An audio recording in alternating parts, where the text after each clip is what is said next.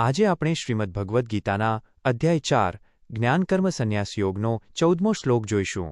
ગઈકાલે ભગવાને ગુણ અને કર્મોના આધારે વૈજ્ઞાનિક વર્ણવ્યવસ્થા ડિવિઝન ઓફ લેબરનું રહસ્ય ખોલ્યું હતું અને આજે તેઓ સમજાવે છે કે આ બધું કરવા છતાં તેઓ કર્મોના બંધનથી મુક્ત કેમ રહે છે.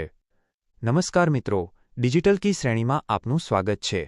ગઈકાલે શ્લોક 13માં આપણે જોયું કે ભગવાને માનવ સ્વભાવ અને ક્ષમતા મુજબ ગુણકર્મ વિભાગશઃ કહીને 4 વર્ણોની ન્યાય રચના કરી હતી. આજે આપણે જોઈશું અધ્યાય 4 શ્લોક 14, જેમાં બ્રહ્માંડના નાથ ભગવાન શ્રીકૃષ્ણ પોતાના અનાસક્ત હોવાનું કારણ આપે છે. તેઓ કહે છે કે આટલી મોટી સૃષ્ટિનું સંચાલન કરવા છતાં કર્મો મને ક્યારેય લિપ્ત કરતા નથી અને જે મનુષ્ય મારા આ વિજ્ઞાનને સમજી લે છે તે પોતે પણ કર્મોના બંધનમાંથી મુક્ત થઈ જાય છે. 1. સંપૂર્ણ સંસ્કૃત શ્લોક. નવમાં કર્માણી લિંપંતી નવમે કર્મફલે સ્પૃહા ઇતિમાં યોડભિજાનાતિ કર્મભિર્ન સ બધ્યતે 14. 2. સરળ ગુજરાતી અર્થ. શ્રી ભગવાન બોલ્યા, મને કર્મો ક્યારેય લિપ્ત કરતા વળગતા નથી. ન મામ કર્માણી લિંપંતી, કારણ કે મારી કર્મફલમાં કોઈ આસક્તિ કે લાલસા નથી. ન મેં કર્મફલે સ્પૃહા, આ રીતે જે મનુષ્ય મને તત્વથી જાણી લે છે. ઇતિ મામ યહ અભિજાનાતિ, તે પણ પોતાના કર્મોથી ક્યારેય બંધાતો નથી. સહ કર્મભિઃ ન બધ્યતે. 3 અને 4 પ્રશ્નો અને તેના ઉત્તરો. 1. ભગવાનને કર્મો કેમ લિપ્ત કે બંધન કરતા નથી કરતા? જવાબ: ન મેં કર્મફલે સ્પૃહા, કારણ કે ભગવાન કોઈ સ્વાર્થ કે ફળની ઈચ્છા રાખીને કાર્ય નથી કરતા. 2. લિંપંતી શબ્દનો અર્થ અહીં શું થાય? જવાબ: લિપ્ત કરવું, ચોંટવું, કલંકિત કરવું અથવા બંધનમાં નાખવું. 3. સ્પૃહા શબ્દનો અર્થ શું થાય? જવાબ: આસક્તિ, તીવ્ર લાલસા, સ્વાર્થ અથવા કામના. 4. ભગવાનના આ રહસ્યને જાણનાર મનુષ્યને શું ફાયદો થાય છે? જવાબ: કર્મભિઃ ન સ બધ્યતે, તે માણસ પણ ક્યારેય પોતાના કર્મોના બંધનમાં નથી ફસાતો, તે મુક્ત થઈ જાય છે. 5. અભિજાનાતિ શબ્દ સામાન્ય જાણકારી કરતાં કેવી રીતે અલગ છે? જવાબ: અભિજાનાતિ એટલે માત્ર ઉપરછલ્લું જાણવું નહીં, પણ અનુભૂતિ સાથે તત્વથી સ્વીકારવું અને જીવનમાં ઉતારવું. 6. મનુષ્ય પોતાના કર્મોથી કેમ બંધાય છે?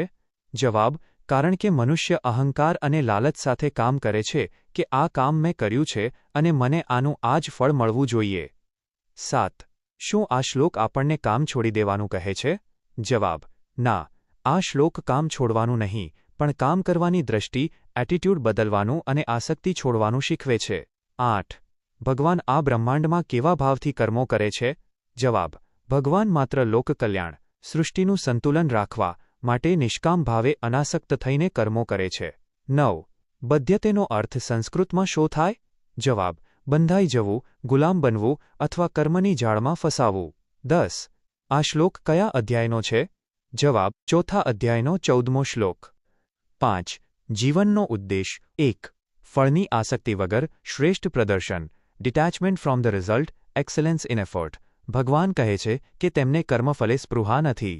આપણો જીવન ઉદ્દેશ એ હોવો જોઈએ કે આપણે આપણા વ્યાવસાયિક કે ડિજિટલ પ્લેટફોર્મ પર જ્યારે પણ કોઈ નવું પ્રોજેક્ટ કે કામ હાથમાં લઈએ ત્યારે આપણું સંપૂર્ણ ધ્યાન કામની ગુણવત્તા, પ્રોસેસ પર હોવું જોઈએ, નહીં કે આનાથી મને કેટલો ફાયદો થશે તે લાલચ પર.